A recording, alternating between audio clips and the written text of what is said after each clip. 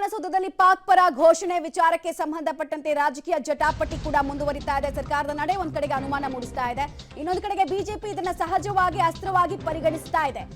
ಖಾಸಗಿ ಎಫ್ಎಸ್ಎಲ್ ವರದಿಯಲ್ಲಿ ದೃಢ ಆಗ್ತಾ ಇರೋ ಬೆನ್ನಲ್ಲೇ ಸರ್ಕಾರದ ವಿರುದ್ಧ ಬಿಜೆಪಿ ಟ್ವೀಟ್ ಪ್ರಹಾರವನ್ನ ಮಾಡ್ತಾ ಇದೆ. ಸತ್ಯವನ್ನೇ ತಿರುಚಿ ಸುಳ್ಳು ಮಾಡಿ ಪ್ರಚಾರ ಮಾಡಿದ ಕಾಂಗ್ರೆಸ್ಸಿಗರೇ ಅಂತ ಮಾತನ್ನು ಶುರು ಮಾಡಿದ್ದಾರೆ. ಸುಳ್ಳು ಸುದ್ದಿಗಳ ಸೃಷ್ಟಿಕರ್ತರು ಎಂಬುದನ್ನ ವೈಜ್ಞಾನಿಕ ವರದಿ ಕೂಡ ಬಹಿರಂಗಪಡಿಸಿದೆ. ರಾಷ್ಟ್ರ ವಿರೋಧಿ ಧೋರಣೆಯ ಕಾಂಗ್ರೆಸ್ ಇದು ಅಂತೆಲ್ಲ ತಿರುಗೇಟನ್ನು ಕೊಟ್ಟಿದ್ದಾರೆ. ಸುಳ್ಳು ಸುದ್ದಿ ಕಾರ್ಖಾನೆಯ ಮುಖ್ಯಸ್ಥರು ಪ್ರಿಯಾಂಕ್ ಖರ್ಗೆ ಅಂತ ಕೂಡ ವಾಗ್ದಾಳಿಯನ್ನ ನಡೆಸಿದ್ದಾರೆ. ಟ್ವೀಟ್ ನ ಮೂಲಕ ಇಷ್ಟೂ ವಿಚಾರಗಳನ್ನ ಪ್ರಸ್ತಾಪ ಮಾಡಲಾಗಿದೆ.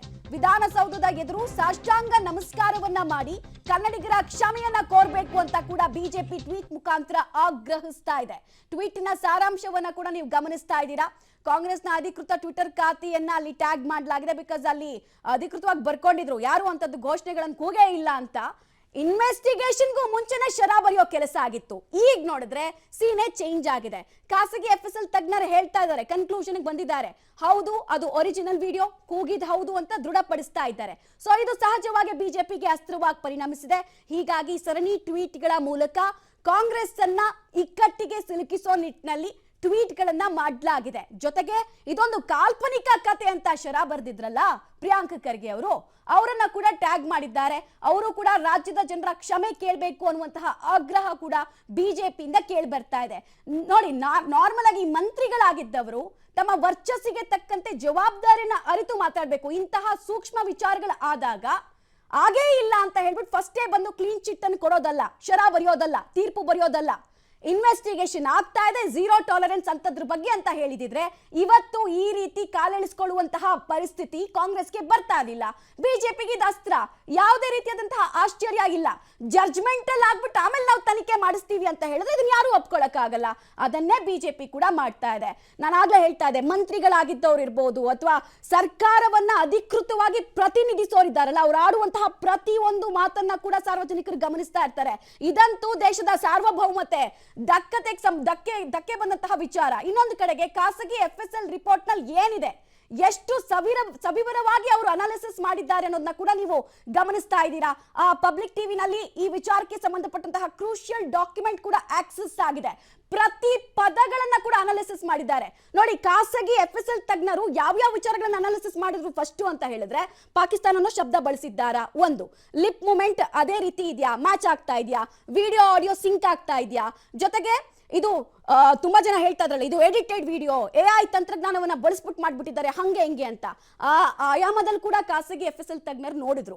ಈ 4 ಪ್ಯಾರಾಮೀಟರ್ ಮಾನದಂಡಗಳನ್ನ ಅನುಸರಿಸಿ ಒಂದು ಕನ್ಕ್ಲೂಷನ್ಗೆ ಖಾಸಗಿ ಎಫ್ಎಸ್ಎಲ್ ತಜ್ಞರು ಬಂದಿದ್ದಾರೆ. ಆ ಕನ್ಕ್ಲೂಷನ್ ಏನಪ್ಪಾ ಅಂತ ಹೇಳಿದ್ರೆ, ಹೌದು, ನಮ್ಮದೇ ನೆಲದಲ್ಲಿ ಇಂತಹ ಘೋಷಣೆ ಕೇಳಿ ಬಂದಿದ್ದು ನಿಜ ಅಂತ. ಈಗ ಸರ್ಕಾರ ಅಧಿಕೃತವಾಗಿ ಸರ್ಕಾರದ ಎಫ್ಎಸ್ಎಲ್ ತಜ್ಞರು ಕೊಟ್ಟಿರುವಂತಹ ರಿಪೋರ್ಟ್ ಅನ್ನ ಕೂಡ ಇದೇ ರೀತಿ ಒಪ್ಕೊಳ್ಳುತ್ತಾ ಅನ್ನೋದು ಪ್ರಮುಖ ಪ್ರಶ್ನೆ ಆಗ್ತಾ ಇದೆ. 4 ಮಾನದಂಡಗಳು ಸರ್ಕಾರದ ವತಿಯಿಂದ ಕೂಡ ಏನ್ ಫಾಲೋ ಮಾಡ್ತಾರೆ ಅದನ್ನ ಅವರು ಫಾಲೋ ಮಾಡಿ ರಿಪೋರ್ಟ್ ಕೊಟ್ಟಿದ್ದಾರೆ.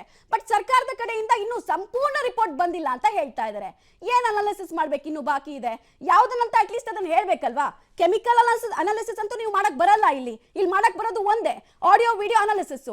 ಅದನ್ನ ಮಾಡೋದಕ್ಕೆ ಅವ್ರಿಗಷ್ಟು ಬೇಗ ಆಗುತ್ತೆ ಅಂತ ಹೇಳಿದ್ರೆ ನಮ್ಮದು ಎಕ್ಸ್ಪರ್ಟೈಸು ತಂತ್ರಜ್ಞಾನ ಮುಂದುವರೆದಂತಹ ರಾಜ್ಯ ಅಂತ ನೀವೇ ಎದೆ ಉಬ್ಬಿಸ್ಕೊಂಡು ಹೇಳ್ತಿರಲ್ಲ. ನಿಮ್ಗೆ ಇನ್ನೂ ಎಷ್ಟು ಸಮಯ ಬೇಕು ಹಾಗಾದ್ರೆ? ಈ ಪ್ರಶ್ನೆಯನ್ನ ನಾವಲ್ಲ, ಸಾರ್ವಜನಿಕರು ಕೂಡ ಕೇಳ್ತಾ ಇದ್ದಾರೆ. ಅನುಮಾನ ದಾಲ್ ಮೇ ಕುಚ್ ಕಾಲಾ ಹೇ ಅಂತ ಅನ್ಸೋದು ಇಂಥದ್ದೇ ನಡೆಗಳಿಂದ.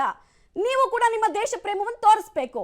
ಜಸ್ಟ್ ಟ್ವೀಟ್ ನಲ್ಲಿ ಹೇಳೋದಲ್ಲ ಅದನ್ನ, ಅಥವಾ ಮೈಕ್ ಸಿಕ್ತು ಅಂತ ಹೇಳೋದಲ್ಲ ಅದನ್ನ. ಈ ಪಾಕ್ ಪರ ಘೋಷಣೆ ಕೂಗಿದ ಪ್ರಕರಣಕ್ಕೆ ಸಂಬಂಧಪಟ್ಟಂತೆ ಈಗಾಗಲೇ ಪೊಲೀಸ್ ಇಲಾಖೆ ಒಂದಷ್ಟು ತನಿಖೆಯನ್ನು ಮಾಡ್ತಾ ಇದೆ. ಜೊತೆಗೆ ಫೊರೆನ್ಸಿಕ್ ಲ್ಯಾಬ್ ಇಂದನೂ ಕೂಡ ಒಂದಷ್ಟು ಮಾಹಿತಿಗಳನ್ನು ತಿಳ್ಕೊಳ್ಳೋದಕ್ಕೆ, ಈ ಪಾಕ್ ಪರವಾಗಿ ಘೋಷಣೆ ಕೂಗಿದ್ದು ನಿಜನಾ ಅನ್ನೋದು ಸತ್ಯಾಸತ್ಯತೆಯನ್ನು ತಿಳ್ಕೊಳ್ಳೋದಕ್ಕೆ ಈಗಾಗಲೇ ಎಫ್ಎಸ್ಎಲ್ ಒಂದು ತನಿಖೆಯನ್ನು ಮಾಡ್ತಾ ಇತ್ತು. ಆ ತನಿಖೆಯ ಪ್ರಕಾರ ಒಂದು ಮಾಹಿತಿ ಪೊಲೀಸ್ ಇಲಾಖೆ ಒಂದು ಸ್ಪಷ್ಟನೆಯನ್ನು ಕೊಡಿಸ್ತಿದೆ. ಅಂದು ವರದಿ ಬಂದಿದೆ ಎಫ್ಎಸ್ಎಲ್ನಿಂದ. ಆದರೆ ವರದಿಯಲ್ಲಿ ಹೇಳಿದಂತೆ ಆ ಪದವನ್ನು ಕೂಗಿದಂಥವ್ರು ಯಾರು, ಪಾಕ್ ಪರ ಘೋಷಣೆಯನ್ನು ಮಾಡಿದಂಥವ್ರು ಯಾರು ಅನ್ನೋದ್ರ ಬಗ್ಗೆ ಇನ್ನೂ ಕೂಡ ಸ್ಪಷ್ಟತೆಗಳಿಲ್ಲ.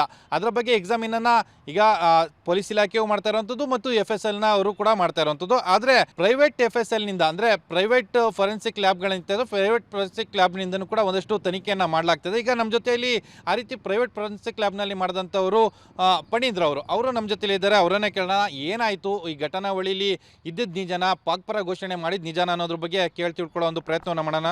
ಈಗ ಸರ್, ಈಗಾಗಲೇ FSL ಒಂದಷ್ಟು ತನಿಖೆಯನ್ನು ಮಾಡ್ತಾ ಇದೆ ಸರ್ಕಾರದ ವತಿಯಿಂದ, ಮತ್ತು ಪೊಲೀಸ್ ಇಲಾಖೆಯು ಕೂಡ ತನಿಖೆಯನ್ನು ಮಾಡ್ತಾ ಇರೋವಂಥದ್ದು. ನೀವು ಕೂಡ ಅದ್ರ ಬಗ್ಗೆ ಎಕ್ಸಾಮಿನ್ ಮಾಡಿದ್ರಿ, ಹೌದು ಸತ್ಯನ ಸುಳ್ಳ ಅಂತ ತಿಳ್ಕೊಳ್ಳೋ ಪ್ರಯತ್ನಗಳು ಏನು ಅನಿಸ್ತು ಸರ್ ನೀವು ಎಕ್ಸಾಮಿನ್ ಮಾಡಿದಾಗ? ಸರ್, ನಾವು ಎಕ್ಸಾಮಿನೇಷನ್ ಮಾಡಿದಾಗ we have also laid upon the footage. ಇವಾಗೇನು ನಮ್ಮ ಇಂಟರ್ನೆಟ್ ಯೂಟ್ಯೂಬ್ಗಳಲ್ಲಿ ಏನು ಬ್ರಾಡ್ಕಾಸ್ಟ್ ಆಗಿದೆ ಆ ಕ್ಲಿಪ್ಪಿಂಗ್ನ ನಾವು ಕೂಡ ಆಧಾರಿತವಾಗಿ ಮತ್ತು ಆವತ್ತು ಫಸ್ಟ್ ಡೇ ಏನು ಬ್ರಾಡ್ಕಾಸ್ಟ್ ಆಗಿತ್ತು ಅದರ ಆಧಾರಿತವಾಗಿ ನಾವು ಅದನ್ನು ಎಕ್ಸಾಮಿನೇಷನ್ ಮಾಡಿದ್ದೀವಿ. ಅದರಲ್ಲಿ ಪಾಕಿಸ್ತಾನ್ ಜಿಂದಾಬಾದ್ ಅಂತ ಹೇಳಬೇಕಾದ್ರೆ ಅಥವಾ ನಾಜೀರ್ ಸಾಬ್ ಜಿಂದಾಬಾದ್ ಅಂತ ಹೇಳಿದ್ದಕ್ಕೆ ಒಂದು we call something as phonetic analysis ಅಂತ ಕರಿತೀವಿ. ಎರಡನೇದು ಅಕಾಸ್ಟಿಕ್ ಅನಾಲಿಸಿಸ್ ಅಂತ ಕರಿತೀವಿ. ಫೋನೆಟಿಕ್ಸಲ್ಲಿ ನಾವು ಯಾವ ಅಕ್ಷರನ ಯಾವ ಮಾತಾಡಬೇಕಾದ್ರೆ ಅದಕ್ಕೆ ಎಷ್ಟು ನಾವು ಉಸಿರು ಆಚೆ ಹಾಕ್ತೀವಿ ಅಥವಾ ಎಷ್ಟು ಹಿಡಿತೀವಿ ಅನ್ನೋದ್ರ ಬಗ್ಗೆ ಅದಕ್ಕಿರುವಂಥ ಒಂದು ಸ್ಟಡಿ ಅದು. ಸೊ ಆ ಒಂದು ಆಧಾರದ ಮೇಲೆ ನಾವು ಎಕ್ಸಾಮಿನೇಷನ್ ಮಾಡ್ತಾ ಹೋದಾಗ we have done certain audio enhancement, noise reduction ಅಂತ ಕೆಲವು ಹಂತವಾಗಿ ಎಕ್ಸಾಮಿನೇಷನ್ ಬರ್ತವೆ. ಅದ್ರ ಪ್ರಕಾರ ಮಾಡ್ತಾ ಹೋದಾಗ ನಾವು ಕ್ಲಿಯರ್ ಕಟ್ಟಾಗಿ ಪಾಕಿಸ್ತಾನ್ ಜಿಂದಾಬಾದ್ ಅನ್ನೋ ಒಂದು ಪದ ಏನಿದೆ ಅದು ಹೈಲಿ ಪ್ರಾಬಲ್ ಆಗಿ ನಮ್ಗೆ ಕೇಳಿಸ್ತಿರೋ ಥರ ಬಂದಿದೆ ಅದು. ವೆರಾಸ್ ನಾವು ಅದನ್ನು ಬರೀ ಪಾಕಿಸ್ತಾನ್ ಅಂತ ನಾವು ಸೀದಾ ಹೇಳ್ಬೇಕಾದ್ರೆ ಏನು ಕೇಳ್ತೀವಿ, ಅದು ಉಲ್ಟಾ ಹೇಳಿದಾಗ ಹೇಗಿರ್ಬೋದು ಅದನ್ನು ಕೂಡ ಎಕ್ಸಾಮಿನೇಷನ್ ಮಾಡಿದ್ದೀವಿ ನಾವು. ಪಾಕಿಸ್ತಾನನ ಉಲ್ಟಾ ಮಾಡಿದಾಗ ನಾತ್ಸಿ ಕಾಪ್ ಅಂತ ಬರುತ್ತದು. ಸೊ ಬಹುಶಃ ಎಲ್ಲೋ ಒಂದು ಹಂತದಲ್ಲಿ ಕರೆಕ್ಟಾಗಿ ಕೇಳಿಸ್ತಿಲ್ವೋ ಏನೋ ಅಂತ ನಾವು ವೆರಿಫಿಕೇಷನ್ ಮಾಡಬೇಕಾದ್ರೆ ಎರಡನೇ ಹಂತದ ಎಕ್ಸಾಮಿನೇಷನ್ ಮಾಡಿದಾಗ ನಮಗೆ ಕ್ಲಿಯರ್ ಕಟ್ಟಾಗಿ ಅದು ಮೊದಲನೇ ಅಕ್ಷರ ಮತ್ತು ಕಡೆ ಅಕ್ಷರ ಯಾವ ರೀತಿ ಪ್ರೊನೌನ್ಸ್ ಆಗಬೇಕಿದೆ ಅದೇ ರೀತಿ ಬರ್ತದೆ. ಬಟ್ ಇನ್ನೊಂದು ಕ್ಲೈಮ್ ಇರೋ ಪ್ರಕಾರ ನಾಜೀರ್ ಸಾಬ್ ಅಂತೇನು ಬರಬೇಕಿದೆ, ಬ ಕಡೆ ಅಕ್ಷರ ಬರಬೇಕಿದೆ, ಆ ಕಡೆ ಅಕ್ಷರ ಬ ಬರ್ತಿಲ್ಲ. ಓಕೆ, ಆ ಬ ಬರೆದಿರೋ ಕಾರಣಕ್ಕೋಸ್ಕರ ನಾ is very clearly and highly probable to be heard as Pakistan. So ಈ ಒಂದು ವಿಚಾರದ ಬಗ್ಗೆ ನಾವು ಡೀಟೇಲಾಗಿ ರಿಪೋರ್ಟ್ನ ಸ್ಟಡಿ ಮಾಡಿ ನಾನು ರಿಪೋರ್ಟ್ ಪ್ರಿಪೇರ್ ಮಾಡಿದ್ದೀನಿ. ಸರ್, ನೀವು ತೆಗೆದುಕೊಂಡಂಥ ವಿಡಿಯೋಗಳು ಜೊತೆಗೆ ಇವೆಲ್ಲ ಒಂದಷ್ಟು ಪರಿಶೀಲನೆ ಮಾಡೋದು ಮತ್ತು ಪರೀಕ್ಷೆ ಮಾಡಿದ ಸಂದರ್ಭದಲ್ಲಿ ಆ ವಿಡಿಯೋಗಳಲ್ಲಿ ಫೋರ್ಸ್ಫುಲಿ ಯಾವುದಾದ್ರೂ ತಿರ್ಚಿರೋವಂಥದ್ದು ಅಥವಾ AI ಮೂಲಕ ಆಡಿಯೋಗಳನ್ನು ಅದರೊಳಗಡೆ ಸೇರಿಸಿರೋವಂಥದ್ದು ಈ ರೀತಿ ಏನಾದರೂ ಕಾಣಿಸ್ಬಂತಿದೆಯಾ? ಏನಾದರೂ ಆ ರೀತಿ ಏನಾದರೂ ಪಾಸಿಬಿಲಿಟೀಸ್ ಏನಾದರೂ ಇದೆಯಾ? ಸರ್, ಇದು ನಾನು ಎಕ್ಸಾಮಿನೇಷನ್ ಮಾಡಿರೋ ವಿಡಿಯೋ ಏನಿದೆ ಅದು ಬಹುಶಃ ಫಸ್ಟ್ ಅವರಲ್ಲಿ, ಅಂದರೆ ಅದು ಅವತ್ತಿನ ದಿನದ ಒಂದು ಘಟನಾವಳಿಗಳ ಪ್ರಕಾರ ಸ್ಟಾರ್ಟಿಂಗಲ್ಲಿ ಏನು ವಿಡಿಯೋಗಳಿದೆ ಅದು ಇಟ್ಕೊಂಡು ನಾನು ಆಧಾರಿತವಾಗಿ ನಾನು ಎಕ್ಸಾಮಿನೇಷನ್ ಮಾಡಿದ್ದೀನಿ. ಸೊ ನಾನು ಎಕ್ಸಾಮಿನೇಷನ್ ಮಾಡಿದಂಥ ವಿಡಿಯೋನಲ್ಲಿ ಯಾವುದೇ ಥರವಾದ ಡಾಕ್ಟ್ರಿಂಗ್, ಇನ್ಫ್ಯಾಕ್ಟ್ ನನ್ನ ರಿಪೋರ್ಟಲ್ಲಿ ಮೊದಲನೇ ಭಾಗದ ಅದೇ ರಿಪೋರ್ಟ್ ಮಾಡಿದ್ದೀನಿ ನಾನು. ಆ ವಿಡಿಯೋ ಏನು ನಮಗೆ ಎಕ್ಸಾಮಿನೇಷನ್ ಮಾಡಿದ್ದೀವಿ ನಾವು, ಅಲ್ಲಿ ಏನಾದರೂ ಮಧ್ಯದಲ್ಲಿ ಏನಾದರೂ ಟ್ರಿಮ್ ಮಾಡಿದಾರಾ ಅಥವಾ ಒಂದು 5 ನಿಮಿಷ ಇರೋದನ್ನ ಬರೀ 3 ನಿಮಿಷಕ್ಕೆ ಏನೋ ಕಟ್ ಮಾಡಿ ಎಟ್ ಮಾಡಿ ಮಾಡಿದಾರಾ ಅದೆಲ್ಲ ಎಕ್ಸಾಮಿನೇಷನ್ ಮಾಡಿರ್ತೀವಿ ನಾವು. ಸೊ ನನ್ನ ರಿಪೋರ್ಟಲ್ಲಿ ಮೊದಲನೇದಾಗಿ ನಾವು ವೆರಿಫಿಕೇಷನ್ ಮಾಡೋದೇ if the video is anyway ಮಧ್ಯದಲ್ಲಿ ಏನೋ ಟ್ರಿಮ್ ಆಗಿದೆಯಾ ಅಂದ್ಬಿಟ್ಟು ಅಂತ. ಸ್ಟಾರ್ಟಿಂಗಲ್ಲಿ ಎಂಡಿಂಗಲ್ಲಿ ಅದು ತೆಗೆದ್ಬಿಟ್ಟಿರ್ತಾರೆ, ಅದು ಬೇರೆ ವಿಚಾರ. ನಾವು ತೊಗೊಂಡಿರುವಂಥ complete length of the video ಏನಿದೆ ಅದಕ್ಕೆ ನಾನು ಮಧ್ಯದಲ್ಲಿ ಟ್ರಿಮ್ ಆಗಿದ್ದರೆ ನಮಗೆ ಫ್ರೇಮ್ ಟು ಫ್ರೇಮ್ ಅನಾಲಿಸಿಸಲ್ಲಿ ನಮಗೆ ವ್ಯತ್ಯಾಸ ಬರ್ತದೆ. ಸೊ ನಾನು ಎಕ್ಸಾಮಿನೇಷನ್ ಮಾಡಿರುವಂಥ ವಿಡಿಯೋನಲ್ಲಿ ಆ ರೀತಿ ಫ್ರೇಮ್ ಟು ಫ್ರೇಮ್ ಅನಾಲಿಸಿಸ್ ಮಾಡಿದಾಗ ಯಾವುದೇ ಥರವಾದ ಮಧ್ಯದಲ್ಲಿ ಏಟ್ ಆಗಿಲ್ಲ, ಡಾಕ್ಟ್ರಿಂಗ್ ಕೂಡ ಆಗಿಲ್ಲ ಅಂತ ರಿಪೋರ್ಟ್ ಮಾಡಿದ್ದೀನಿ. ಇದಿಷ್ಟು ಫಣೀಂದ್ರ ಅವರು ಹೇಳ್ತಾ ಇರೋಂಥದ್ದು. ನನಗೆ ಸಿಕ್ಕಂಥ ಸೋರ್ಸ್ ಆಫ್ ವಿಡಿಯೋ ಏನಿತ್ತು ಅದನ್ನು ಇಟ್ಕೊಂಡು ನಾನು ತನಿಖೆಯನ್ನು ಮಾಡಿದ್ದೀನಿ. ತನಿಖೆನ ಮಾಡಿದ ಸಂದರ್ಭದಲ್ಲಿ ನನಗೆ ಸಾಕಷ್ಟು ಸತ್ಯಾಸತ್ಯತೆಗಳು ತಿಳ್ಕೊಂಡಿದ್ವು, ಅದನ್ನು ಕೂಡ ನಾನು ವರದಿಯನ್ನು ಮಾಡಿದ್ದೀನಿ ಅಂತೇಳಿ ಹೇಳ್ತಾ ಇರೋಂಥದ್ದು. ಕ್ಯಾಮ್ರಾ ಪರ್ಸನ್ ಶ್ರೀಕಾಂತ್ ಜೊತೆ Muralidhar, crime bureau, public TV.